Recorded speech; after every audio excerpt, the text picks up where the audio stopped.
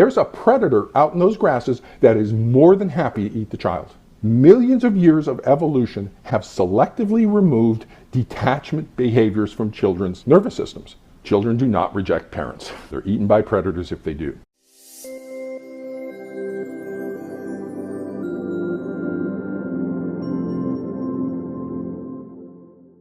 Hi, I'm Maddie. I went through parental alienation, also known as child psychological abuse, for 20 years. What is parental alienation, you might be wondering? Well, if you're not familiar, parental alienation really involves one parent manipulating their child to reject their other parent. It is a really long-lasting and devastating form of abuse that's not widely recognized in society, although it is very common.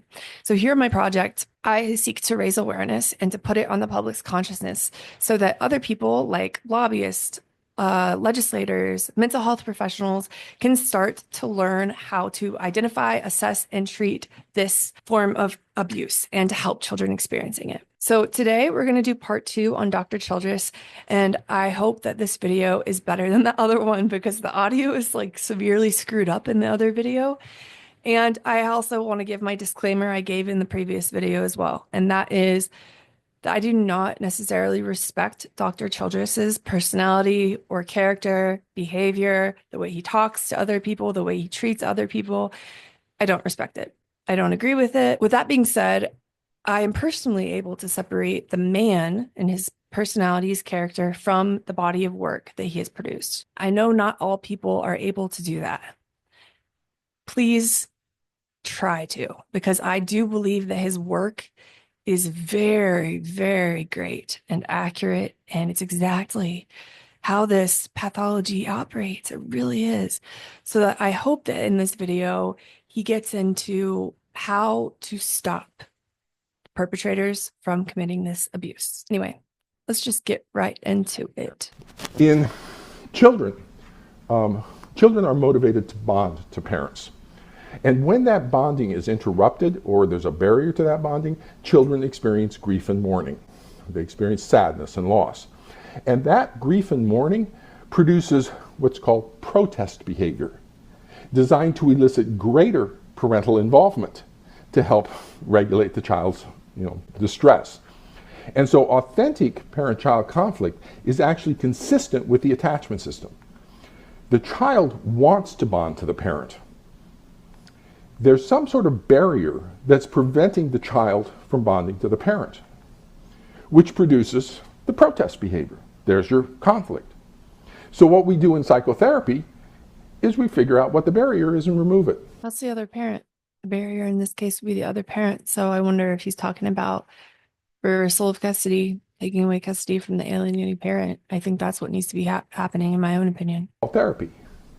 What we see in parental alienation, though, is a detachment behavior. The child actually wants to detach from the parent. That doesn't happen. There's a predator out in those grasses that is more than happy to eat the child. Millions of years of evolution have selectively removed detachment behaviors from children's nervous systems. Wow. Now, don't kids have problematic parents and stuff? Yes, and you see characteristic displays. They're called insecure attachment, and it's insecure avoidant, insecure ambivalent, or disorganized attachment. But Bowlby talks about all of those distorted relationships are goal-directed adjustments. In other words, the child wants to form a relationship with a parent. The parenting behavior is somehow distorted, so the child distorts in an effort to get as much parental involvement as possible. That's exactly what happens with the actual alienator. But the child being made to believe that that's their good parent, that that's their protective parent, it's all backwards. Because yeah, he's exactly right. With your alienating parent, you cannot get your needs met. They are twisted.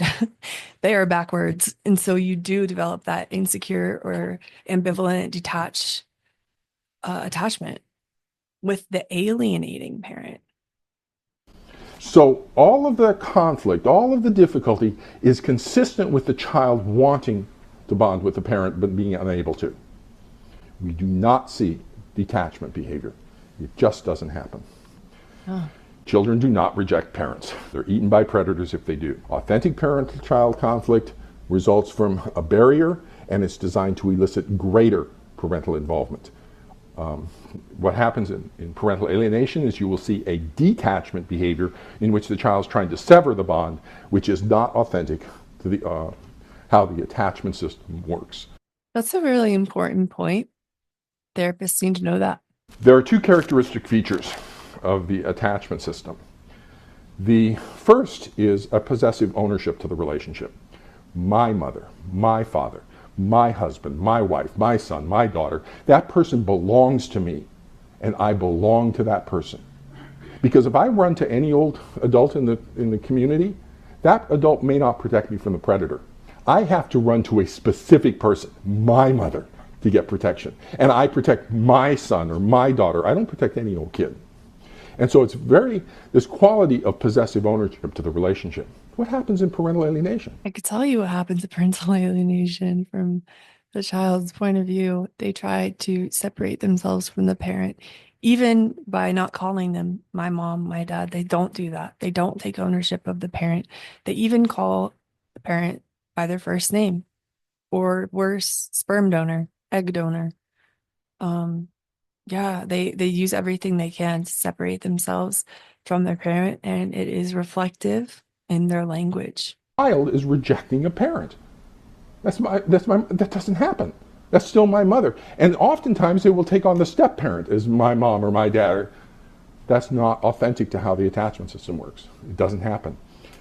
The second is the grief response that Mary Ainsworth referred to. When the attachment relationship is severed, there's a grief response. In parental alienation, where is the child's grief response? The child has separated from a parent. What happened to it? This is a good question, and I'm interested in hearing what he has to say from a professional standpoint. I did have a grieving process for my dad when I was 9. I did have a grieving process. But on the outside, you probably wouldn't have known that. You probably would have just seen a cold, angry kid. But did I cry alone by myself in my room? Yes. Was I extremely hurt and carrying lots of pain because I was made to believe my dad didn't love me? Absolutely. It's always been the biggest pain in my life. So if he said that the child has no grief response, that's not true. In my case, at least, and others I've talked to, that's not true. It just may appear as if there's no grief response. So maybe from the outsider's perspective, there might not be a visible grief response. Internally, there is some sort of grief response. It might not be typical grief response, but there is one. That's a critical feature for understanding what's going on. The child has a grief response at the loss of the parent, initially at the loss of the intact family structure. The narcissistic parent distorted the child's grief response into anger and resentment against the other parent. And then the child rejects the other parent and has an additional compound now of a great grief response at the loss of the relationship with the parent. And the narcissistic parent distorts that. Your parent's bad. That other parent's parenting is bad. That's why you hurt. Yeah. Because they're a bad parent. They're abusive. And every time the child goes on visitations with the targeted parent, they want to bond with them, but they don't. It hurts more. Ow. It's something about being with you hurts. I can't put my finger on it, but something hurts. And then when they go back to the alienating parent, there's no bonding motivation with the targeted parent because they're not available. So their pain goes down. I feel better when I'm with the alienating parent. It hurts more when I'm with the targeted parent. It must be something about you, the targeted parent, that is abusive. The narcissistic, alienating parent's right. You're a bad parent. You hurt me. But it's not true. It's a misattribution of an authentic grief response that the child is having. If we just straighten that out again. Oh, wow. This is very helpful. That helps me understand what I was experiencing. Yeah, there was so much pain and sadness when I was with my dad. Yeah, it makes sense. And help the child orient to what their authentic experience is. No, it's not because you hate the other parent. You actually love them very much and you want to bond with them. You want to get hugs. And if you get hugs and bond with that parent, all your pain's going to go away. That's the therapy for parental alienation in a nutshell. The child's symptoms in parental alienation are not authentic to how the attachment system, a neurobiologically primary motivational system, works. It's not authentic. But that means anybody who's looking at this, the child custody evaluators, treating therapists, all those folks need to understand how the attachment system works. It is fundamental to professional competence working with this special population of children and families. So special. I would use another word to describe that. Professionals who work with this have to understand, have a pretty competent level of understanding for the attachment system. Let's drop down into the alienating parent's attachment system. The psychology of the alienating parent is kind of a scary place to go. And with the borderline processes, you have one whole set of things.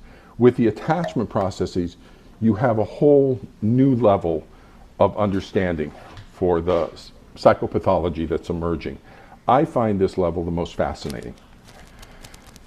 In going back to our diagram here, Holy moly, that's a pretty intense flow chart. Disorganized preoccupied attachment creates attachment trauma, or it creates a personality disordered parent. Okay. With either borderline or narcissistic traits. Okay. I think the attachment trauma arrow is the child, which goes down to a persecutory delusion. Okay. have the triggering of the personality disorder, and then that terminates the child's attachment bonding motivations. But an additional line coming through the pathology is this attachment trauma in the internal working models of the alienating parent's attachment system. The attachment system forms these internal working models of relationship expectations for self and other in relationship. These internal working models then coalesce during childhood and adolescence into the personality traits and features. The attachment system and its internal working models of relationship mediate the responses both in terms of the formation and the loss of closely bonded emotional relationships. So Bowlby talks about this. No variables, it is held, have more far-reaching effects on personality development than have a children's experiences with his or her family. For starting during the first months of his relationships with his mother figure and extending through the years of childhood and adolescence in his relationships with both parents and others, he builds up working models of how attachment figures are likely to behave towards him in any of a variety of situations. And on those models are based all of his expectations and therefore all of his life plans for the rest of his life. Notice again, he's not talking about early childhood here. The attachment system is embedded into us and mediates our relationships throughout our lifespan.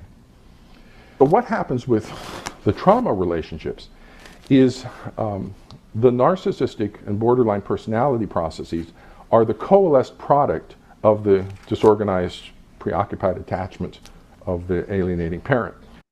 Knowing this, hearing this, is easy to understand how some children in this situation, having a parent with borderline or narcissistic personality disorder, how that child could go on to develop a personality disorder themselves.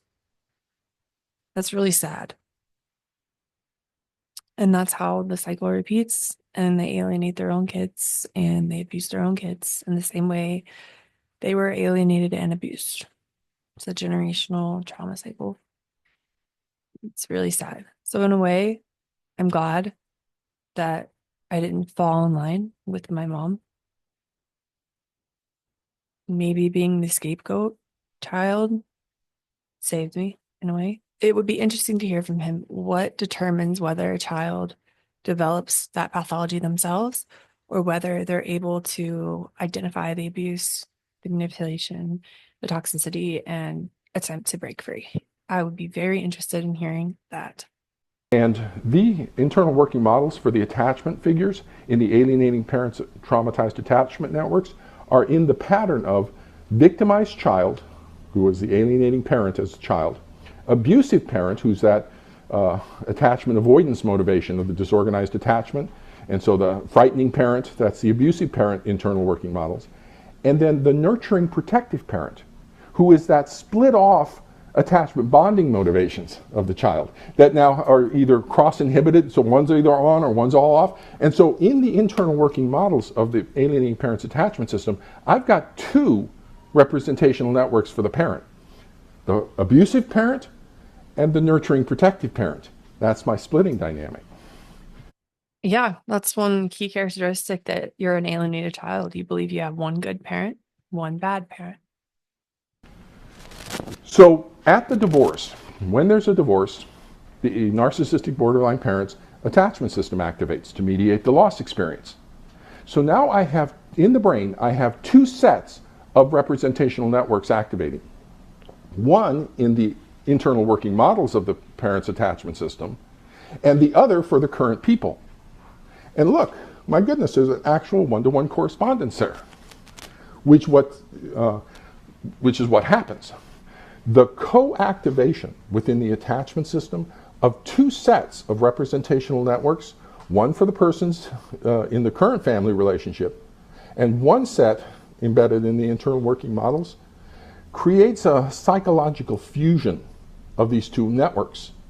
And so there's an equivalency between the internal working models and the current people. And so, if you think about the brain, I've got the internal working models activating and I've got the current people activating at the same time. Well, they mean the same thing. Oh, is this a form of projection? And so there's a loss of differentiation. And so the activation of the two become equivalent to each other. I have the victimized child, the abusive targeted parent, and the protective alienating parent. This is critical to understand how this induction of the alienation occurs. So if I'm understanding this right, then the alienating parent does this subconsciously. In this model, they do it subconsciously. They're acting out their own childhood trauma in a way. People right now think that the alienating parent badmouths the other parent and don't say bad things about the other parent. That's not how it occurs. No, it's much deeper than that. What the alienating parent does is gets the child to adopt a victimized role. And the alienating parent isn't doing this out of badness. They actually think this stuff. Remember? Yes, that's what I've been saying all along. And people always fight back against that. They're like, just accept that your mom did this on purpose. She knew what she was doing. There's delusion here, people. There is a lot of delusion. Like she did it out of some type of, it was like a, what do you call it? Involuntary reaction. I'm not sure how to feel about that. It almost feels like it's taking her off the hook for what she's done. And I don't like that because I think she should be held, and all alienating parents, all abusive parents should be held responsible for an itch. And maybe, honestly, maybe I don't like this because it gives me more empathy for my mom and makes me understand her and kind of feel bad for her that she went through all of that. And maybe she just didn't have the self-awareness or the resources to do better. Milan talking about the delusional disorder, they actually believe the other parent is abusive because they're activating to their trauma networks. That's the delusional process. The delusional process isn't just that the other parent's abusive when they're not. It's the activation of childhood relationship patterns that are being reenacted in current relationships. So I do agree, but I'm starting to have several thoughts that are incongruent with this framework. For instance, my mom always said, I hope you don't blame me for your relationship with your dad one day.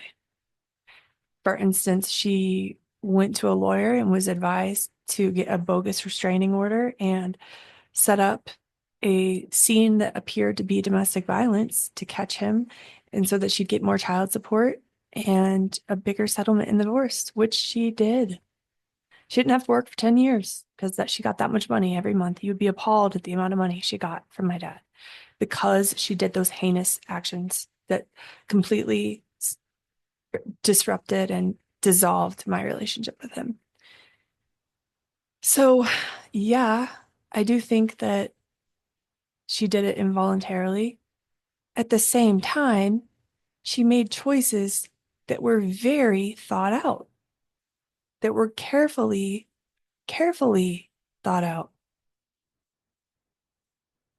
in order to get monetary gain and to get her own selfish needs met. So what is it? Is it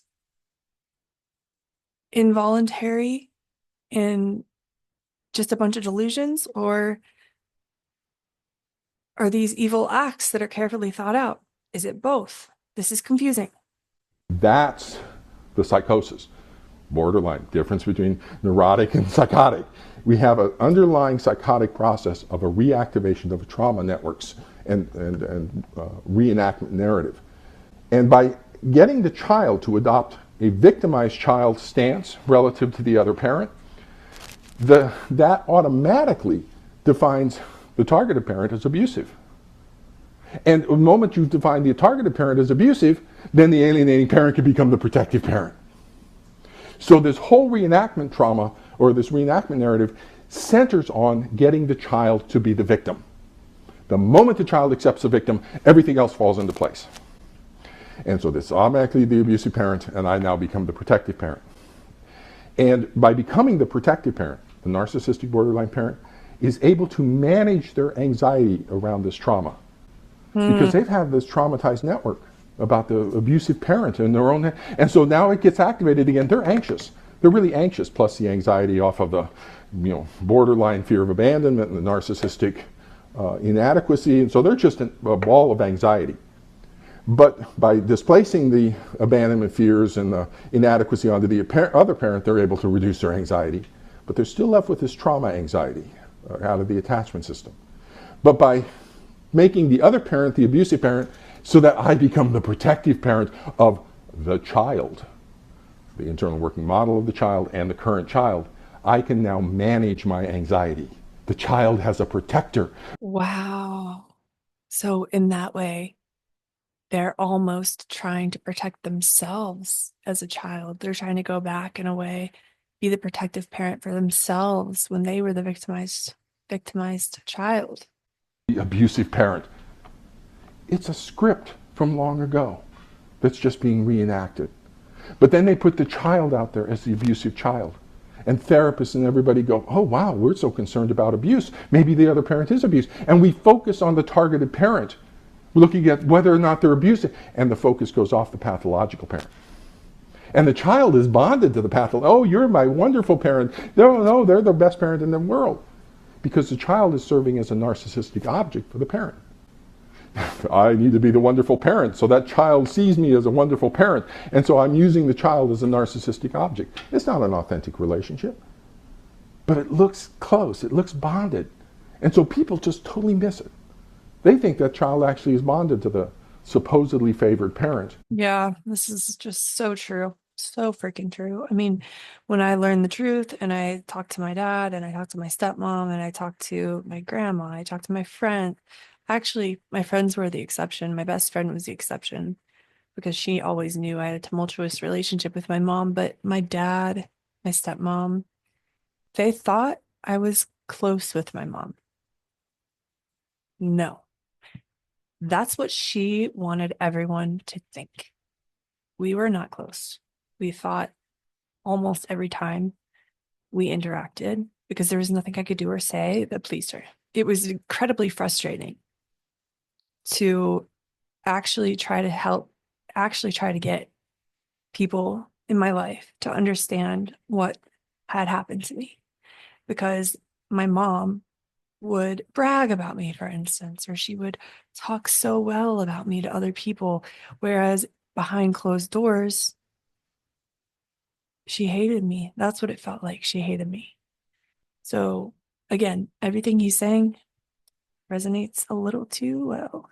And that the other parent, there must be something wrong. Why would the child reject the parent? That's not how the attachment system works. And does the other parent influence you? No, not at all, because it's denied. So what's happening, the features of this, is that rather than responding to the actual people in the current family relationships, the narcissistic borderline parent is responding to and reenacting past childhood relationship trauma. So here we have, as understanding what is occurring with parental alienation, we have 3 different levels to understanding this. At the core level is the attachment system that creates the personality disorders, but also the trauma networks that are being reenacted.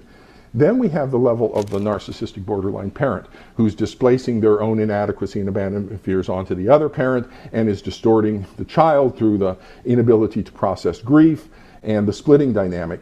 And then we get up to the top surface level of the family systems level, where you have the family being unable to transition from an intact family structure to a separated family structure. So to put out, or to sort of lay out the dynamics of parental alienation. The divorce activates the attachment system of the alienating parent to mediate the loss experience associated with the divorce. The activation of the attachment system activates the childhood trauma in the pattern of abusive parent, victimized child, protective parent. The activation of the attachment system activates the internal working models of attachment that have coalesced into the narcissistic and borderline personality traits. And so you have the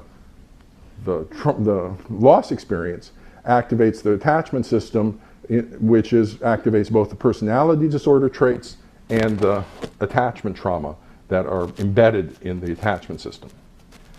The narcissistic divorce creates a narcissistic injury that reactivates the narcissistic personality, or that activates the narcissistic personality experience of core self-inadequacy. You're the inadequate spouse. Okay. And at the attachment system level, this is the internal working models of self in relationship. You're inadequate. And the divorce activates the borderline personality, fear of abandonment, which at the attachment system level is the expectation of other in relationship. And so, boom, boom, you get the activation of the 2 personality disorder features. And then, because of the stress, you get the decompensating narcissist into the persecutory delusions, supported by the attachment trauma of the victimized child, abusive parent, and then you get the invalidating environment coming off the borderline, where the child's experience is nullified so that the child becomes a reflection of the narcissistic personality.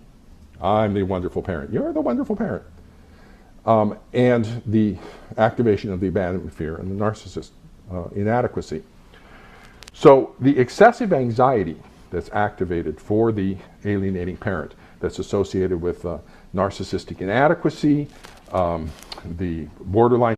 So we talked about this in the other video about how it decompensates into persecutory delusional beliefs. So I'm going to skip ahead. Hopefully I can get to a part of the treatment protocol. Okay, great. So now we're getting into how to handle this, what to do, how to save the child.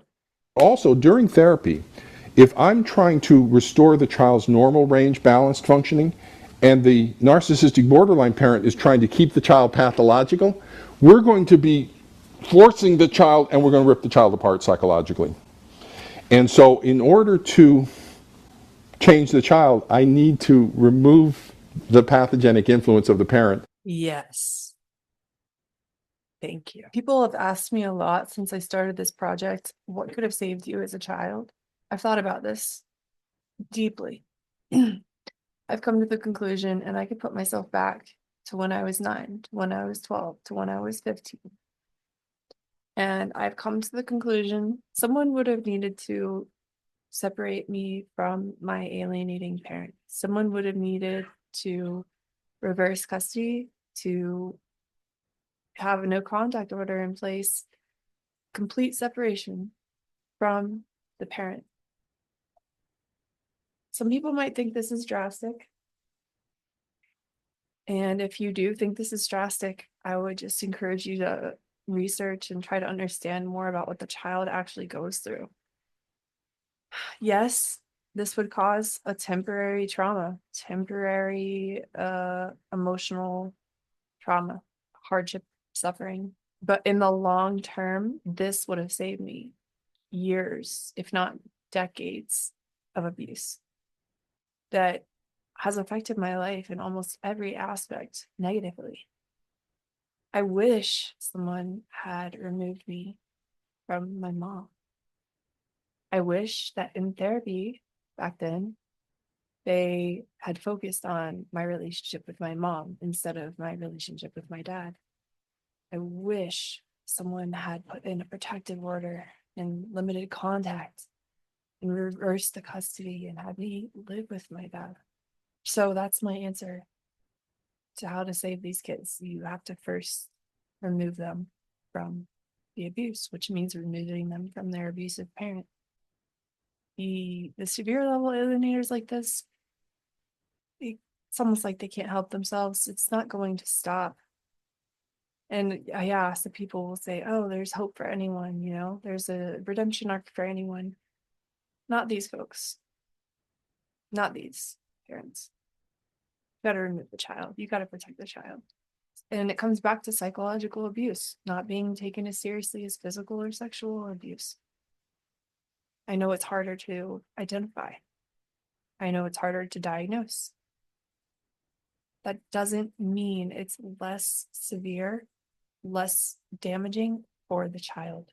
In fact, studies show that psychological abuse is just as harmful as any other type of abuse. And children should be removed from someone who's committing psychological abuse. That will then allow me to restore the child's balanced functioning, and then I restore the parent.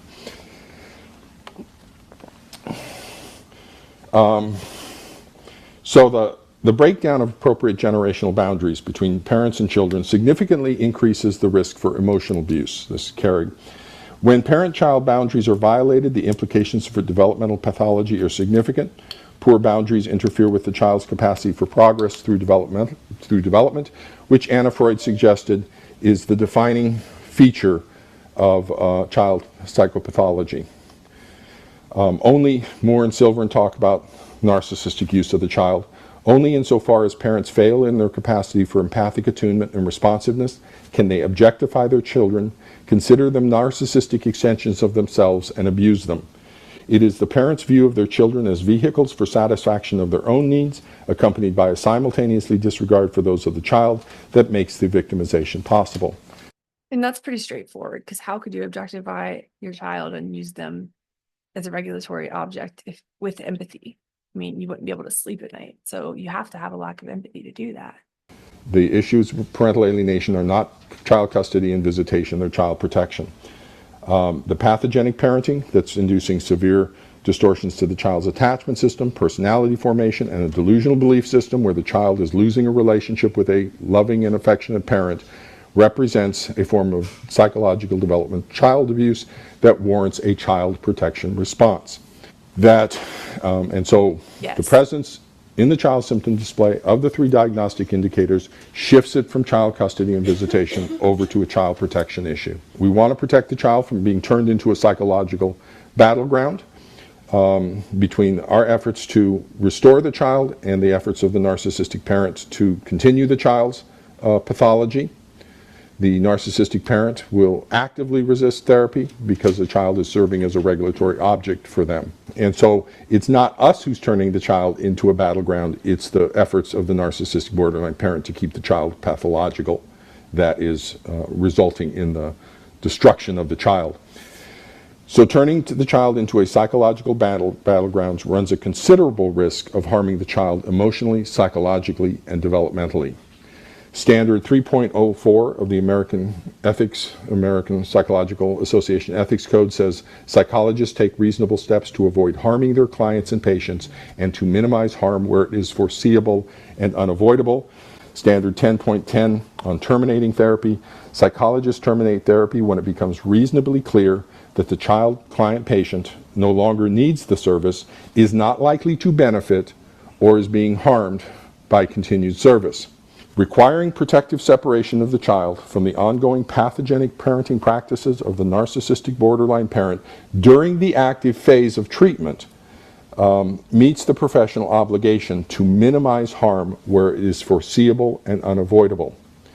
Without protectively separating the child first and trying to conduct therapy, will either expose the child to psychological, emotional, and developmental harm by turning the child into a psychological battleground as a result of the continuing pathogenic influence of a narcissistic borderline parent in possible violation of standards 3.04 and 10.10a, or avoid turning the child into a psychological battleground by remaining ineffective, which would then require termination of therapy under standard. So when I was in family therapy as a child, that was number 2. They avoided turning me into a psychological battleground by remaining infected. Taking my mom's words and her stories at face value, believing her. 10.10a.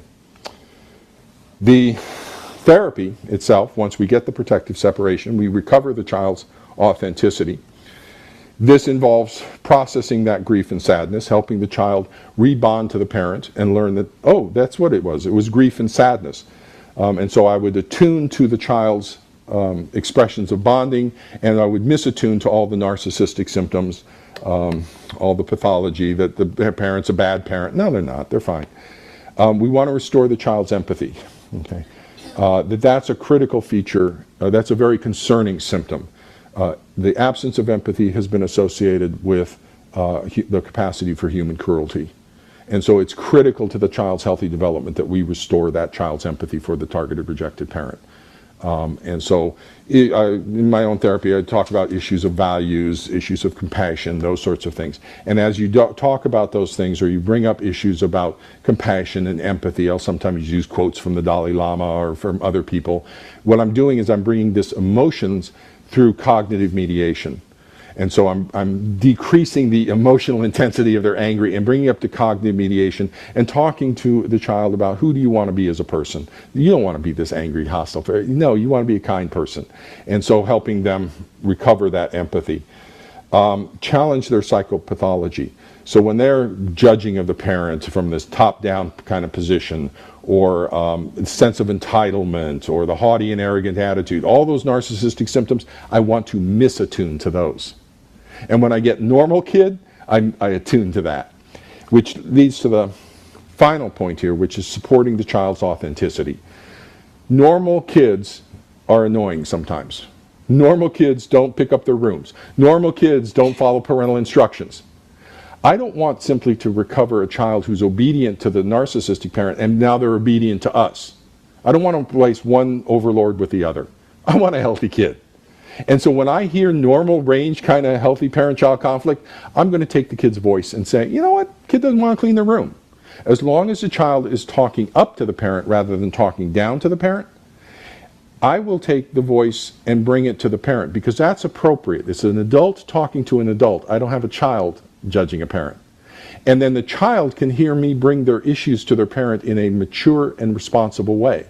And then the parent responds and I dialogue with them, and then I'll turn back to the child and talk about what the parent brought up, and I'll begin to help this family develop normal range conflict resolution that doesn't involve all this pathological judging and rejecting and all this other stuff.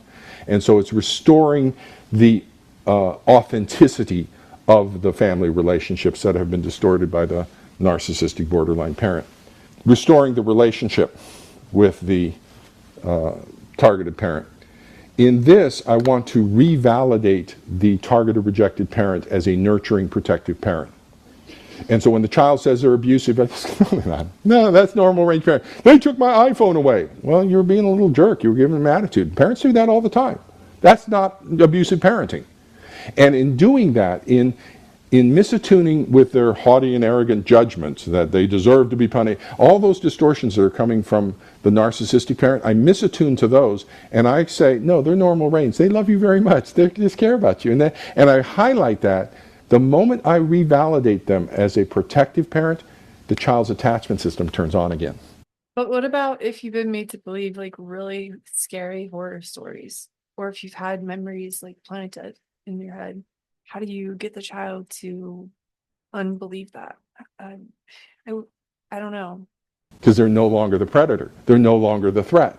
So the moment I say you're their normal range parent, the kid's attachment system goes on, and then all I have to do is just give a little boost to say, love them. Boom, love them. The child's grief response goes away, and the child goes, oh, is that what this was all about? And I go, yeah. Okay. And then we move into the final phase once that takes place, which is to reintroduce the pathogenic parent. Oh God. Oh God. I don't know how that would happen. This all seems good, but a little oversimplified. I wish he would go deeper into what this looks like, or maybe giving more examples, or how long they need to be separated from their pathogenic parent. Kids love both parents, even the narcissistic borderline parent. Kids love. That's true. I still love my mom. That's true. In fact, the kid loves them so much they're willing to almost sacrifice themselves because that they realize that parent needs them. They're willing to submit to being a role reversal narcissistic object to that parent because they love them so much. So we reintroduce that parent. Now, I do need to make a few adjustments to make sure the other parent doesn't distort them back into their pathology, but a few little tweaks and stuff about how to cope with that parent's kind of stuff. What do you do when the parent wants you to criticize, the targeted parent, and how do you manage that? Little coping skills on that. I think of it this way, is the attachment system the brain is like a computer, and the attachment system is like a software program, like Microsoft Word, that's being downloaded from the more mature nervous system of the parent to the child's nervous system. And so we have a computer download of a software program, the attachment system. The problem is that in the parent's attachment system, there are some corrupt files with some bad code in them. You could say that again. That are crashing the child's attachment system when they get downloaded. So essentially what therapy is we're like Norton antivirus or McAfee. We're going into those corrupt files of the child's attachment system, doing a little cleansing, taking out a few of the corrupt codes, and then boom, the child's attachment system starts to operate again, and now we're going to reintroduce the virus. Oh, we just need to put in little virus scans and some stuff on the surface so that it doesn't reinfect the computer. There we go. Here's my question. Why would you reintroduce the virus? Why would you take that risk if you don't have to? I know that children love both of their parents, but if that parent is going to continue to harm the child, would you still reintroduce that pathogen?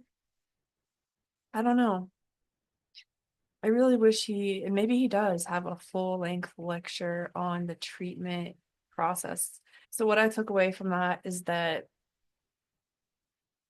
the first step is a protective order, and that parents in this situation or children need to be having a protective order in separation from the alienating parent, which to me is common sense. And then you go through some deprogramming, and they try to put in some safeguards against the pathogenic parent before reintroducing the pathogenic parent into the child's life. Am I the only one who thinks this is a little oversimplified? Maybe there are just more details that I'm missing out on. I don't know. Is it really that easy? Really? I do agree. Don't get me wrong. I do agree the child needs to be removed from the parent who's abusing them. The child needs to be deprogrammed and made to feel that empathy. They need to restore the attachment. All that is great. I'm not saying anything that he mentioned is bad or unhelpful. I think it's all great. I just wish we could delve deeper into that.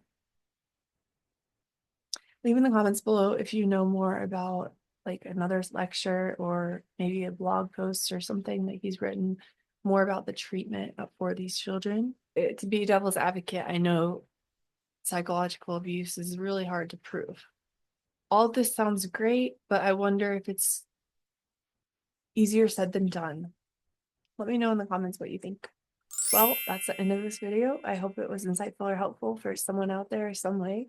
Please give it a like to get parental alienation awareness out there, and subscribe to my channel if you haven't done so. I have a lot of people ask me to do a phone call with them or a video call with them about answering questions they have, talking about their experience, and I really don't have the time or ability to do that one-on-one, but I do have monthly live Q&A chats where I just sit down for an hour and a half the first Sunday night of every month from 6 p.m. Mountain Standard Time to 7:30 p.m. Mountain Standard Time. I think it's like $1.99 or $2.99 on YouTube to become a member. That's where I love to connect with people who have been affected by this and to chat about certain issues, answer your questions.